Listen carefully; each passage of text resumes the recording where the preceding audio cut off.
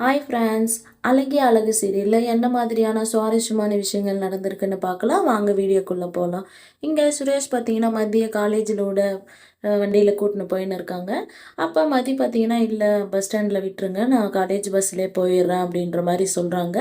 அதுக்கு சுரேஷ் பார்த்தீங்கன்னா இல்லை பரவாயில்ல வாங்க, இன்றைக்கி ஒரு நாளைக்கு நான் விட்டுட்டு போகிறேன் அப்படின்ற மாதிரி சொல்கிறாங்க. மதி பார்த்தீங்கன்னா சரி ஓகே அப்படின்ற மாதிரி வராங்க. அப்போ சுரேஷ்க்கு பார்த்தீங்கன்னா ஒரு ஃபோன் கால் வருது. அவங்களும் ஃபோன் பேசிவிட்டு ஒரு ஓரமாக நிப்பாட்டுறாங்க. மதியானுக்கு ஸ்டேஷன்லேருந்து கால் வந்திருக்கு அப்படின்ற மாதிரி சொல்கிறாங்க. சரி புரியுது, நான் ஆட்டோவில் போயிடுறேன், நீங்கள் போங்க அப்படின்ற மாதிரி சொல்கிறாங்க. அப்போ இல்லை நானும் ஆள் வச்சு கால் பண்ணியிருப்பேன்னு நினைக்காத, உண்மையாகவே அது ஸ்டேஷன்லேருந்து வந்த கால் தான் அப்படின்ற மாதிரி மதிக்கிட்ட சொல்கிறாங்க. சரி ஓகே நான் போகிறேன், நீங்கள் கிளம்புங்க அப்படின்ற மாதிரி சொல்கிறாங்க. அப்போ மதி பார்த்தீங்கன்னா ஆட்டோ புக் பண்ணுறாங்க. புக் ஆகிடுச்சான்றாங்க. இன்னும் இல்லை 7 நிமிஷம் டைம் காட்டுது அப்படின்ற மாதிரி சொல்கிறாங்க. சரி நீங்கள் கிளம்புங்க அப்படின்றாங்க. இல்லை ஆட்டோ புக் ஆகட்டும், நான் கிளம்புறேன் அப்படின்ற மாதிரி சுரேஷ் சொல்கிறாங்க. ஆட்டோவும் புக் ஆயிடுச்சு அப்படின்ற மாதிரி சொல்கிறாங்க. சரி கிளம்புங்க, இல்லை ஆட்டோ வரட்டும் நான் போகிறேன் அப்படின்றாங்க.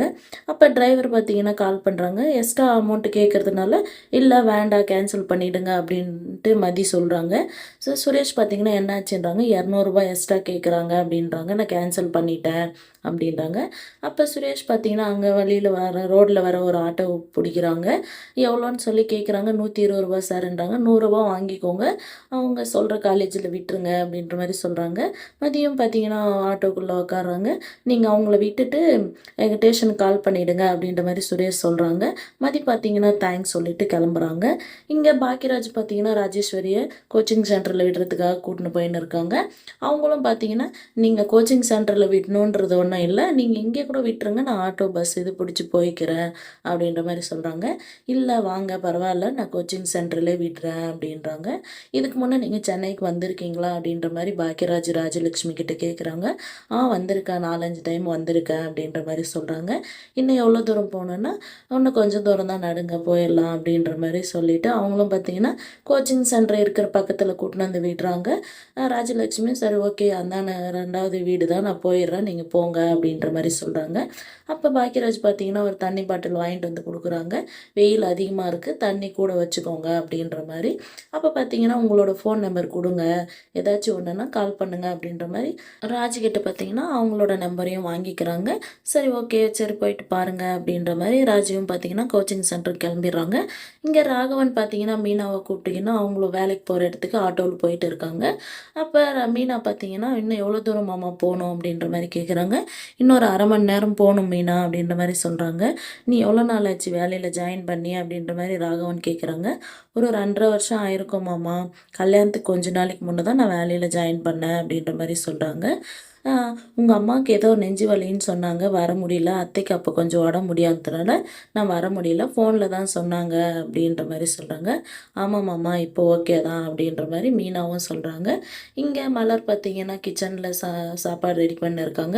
அப்போ கோமதி வராங்க. என்னம்மா செய்கிற அப்படின்னு சொல்லி கேட்குறாங்க. அவங்க செய்ய வேண்டியதெல்லாம் சொல்கிறாங்க. சரி நான் உனக்கு கூட ஹெல்ப் பண்ணுறேன் அப்படின்ற மாதிரி சொல்லி அவங்களும் பார்த்தீங்கன்னா ஹெல்ப் பண்ணுறாங்க. அங்கே ராஜலக்ஷ்மி வராங்க. உங்கள் வீட்டில் உங்கள் மருமகள்லாம் எப்படி அவங்களே செய்கிறாங்களா அப்படின்னு சொல்லி கேட்குறாங்க.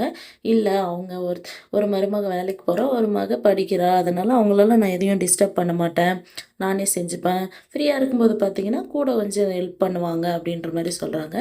சரி உங்கள் 2 மீனாவையும் ராஜியும் மட்டும் பேசிட்டு இருக்க, பெரிய மருமகளை பற்றி எதுவுமே பேசலையே அப்படின்ட்டு ராஜலக்ஷ்மி கேட்குறாங்க. அதுக்கு பார்த்தீங்கன்னா இல்லை அவளும் 2-3 இடத்துக்கு வேலைக்கு போனால், அப்புறம் வேலைக்கு போக பிடிக்கல, வீட்டிலே இருந்தால், இப்போ கன்சீவாக இருக்கா, அவங்க அம்மா வீட்டில் இருக்கா, அவளும் பார்த்தீங்கன்னா எல்லா வேலையும் கூட ஹெல்ப் பண்ணுவா அப்படின்ற மாதிரி சொல்கிறாங்க. மலர் பார்த்தீங்கன்னா எல்லாருக்கும் காஃபி கொடுத்துன்னு இருக்காங்க. அப்போ ராகவன் மலர்கிட்ட பார்த்தீங்கன்னா தங்கராஜ் மாப்பிள்ளை வராரு, அவருக்கு வேண்டியன்றதெல்லாம் ரெடி பண்ண சாப்பாடு, அவர் ரொம்ப நாள் கழித்து நம்ம வீட்டில் சாப்பிட வராரு, சிக்கனு மட்டனுன்னு பார்த்து எல்லாம் எடுத்து செஞ்சிடமா மலர் அப்படின்ற மாதிரி சொல்கிறாங்க. சரிங்க மாமா செஞ்சிட்றேன் அப்படின்ற மாதிரி சொல்கிறாங்க. கோமதி கிட்ட பார்த்தீங்கன்னா என்னோட மாப்பிள்ளை தான் எல்லாமே அப்படின்றாங்க. மாப்பிள்ளைன்னா உங்களை பொண்ணோட வீட்டுக்காரா அப்படின்ற மாதிரி கேட்குறாங்க.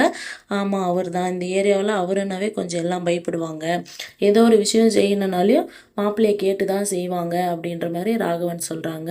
அங்கே ராகவன் பார்த்தீங்கன்னா மலரை கூப்பிட்டு என்னோட கண்ணாடி எங்கே வச்சுட்டேன் பாருமா எங்கே இருக்குன்னு சொல்லி கூப்பிட்னு இருக்காங்க. ஒரு சில விஷயத்துக்கெல்லாம் வாமா மலர் இத்தையிடு அத்தையிடுன்னு சொல்லும்போது கோமதி பார்த்தீங்கன்னா, என்னெல்லாம் இந்த மாதிரி வேலை செய்யும்போது டிஸ்டர்ப் பண்ணால் நான் சாப்பாட்டில் பார்த்தீங்கன்னா மிளகாத்தூள் அள்ளி போட்டுருவேன். வேலை செய்யும்போது பார்த்தீங்கன்னா என்னை டிஸ்டர்ப் பண்ணாமல் இருக்கணும் அப்படின்ற மாதிரி கோமதி சொல்கிறாங்க. இதை கேட்ட ராஜலக்ஷ்மி பார்த்தீங்கன்னா டென்ஷன் ஆகுறாங்க. என்ன இது இவ இப்படி சொல்கிறாளே அப்படின்னு சொல்லிட்டு. மதியும் மீனாவும் பார்த்தீங்கன்னா அவங்க வேலையை முடிச்சுட்டு வராங்க. கோமதி என்னம்மா போன வேலையெல்லாம் முடிஞ்சா அப்படின்னு சொல்லி கேட்குறாங்க. மீனா பார்த்தீங்கன்னா முடிஞ்சு அத்தை அப்படின்ற மாதிரி சொல்கிறாங்க. இங்கே கிச்சனில் பார்த்தீங்கன்னா மலர் சாப்பாடு ரெடி பண்ணி இருக்கும்போது மதி வந்துட்டு, அக்கா உங்களுக்கு என்ன வேலை செய்யணும் சொல்லுங்கள், நான் கொஞ்சம் ஹெல்ப் பண்ணுறேன் அப்படின்ற மாதிரி சொல்கிறாங்க. நீ இப்போ தானே வந்திருக்க, நீ போய் ஃப்ரெஷ்அப் ஆகு, நான் செய்கிறேன் அப்படின்றாங்க. இல்லை நான் பண்ணுறேன் சொல்லுங்கன்றாங்க. மதி உங்ககிட்ட ஒரு விஷயம் சொல்லணுவா, இவங்க 3 பேர் வந்தால் என்ன பண்ணுவாங்களோ எப்படி பண்ணுறதுன்ட்டு நம்ம யோசிச்சுட்டு இருந்தோம்ல, இவங்க அந்த மாதிரியெல்லாம் ஒன்றும் இல்லை, நம்ம ஃப்ரெண்ட்லியாக ஜாலியாக இருக்காங்க, எனக்கும் சமையல் செய்கிறதுக்கு கூட ஹெல்ப் பண்ணாங்க மதி அப்படின்ற மாதிரி மலர் சொல்கிறாங்க. அப்போ பார்த்தீங்கன்னா ஆமாவாக்கா உண்மையாவா அப்படின்ற மாதிரி மதியம் கேட்குறாங்க. இங்கே கோமதி பார்த்தீங்கன்னா அவங்களும் பார்த்தீங்கன்னா ஹெல்ப் பண்ணின்னு இருக்காங்க சமையல் செய்கிறதுக்கு. வெஜிடபிள்ஸ் எல்லாம் கட் பண்ணி கொடுத்துன்னு இருக்காங்க. மதி பார்த்தீங்கன்னா விடுங்க நாங்கள் பார்த்துக்குறோம், நீங்கள் ஃப்ரீயாக இருங்கன்றாங்க. இல்லை இருக்கட்டும் விடுமா அப்படின்ற மாதிரி சொல்கிறாங்க. அப்போ மலர் பார்த்தீங்கன்னா உங்ககிட்ட நான் ஒரு விஷயம் சொல்லட்டுங்களா, நீங்கள் வர்றதை நினச்சி நாங்கள் எவ்வளோ பயந்தோம், எப்படி இருப்பீங்களோ என்னன்னு சொல்லிட்டு, நீங்கள் ஆனால் இவ்வளோ ஃப்ரெண்ட்லியாக இருக்கீங்க அப்படின்ற மாதிரி சொல்கிறாங்க. ஆமாம் அப்படியா அப்படின்ற மாதிரி முடிக்கிறாங்க. அடுத்து எந்த மாதிரியான சுவாரஸ்யமான விஷயங்கள் நடக்குதுன்னு நம்ம பார்க்கலாம். வெயிட் பண்ணுங்கள்.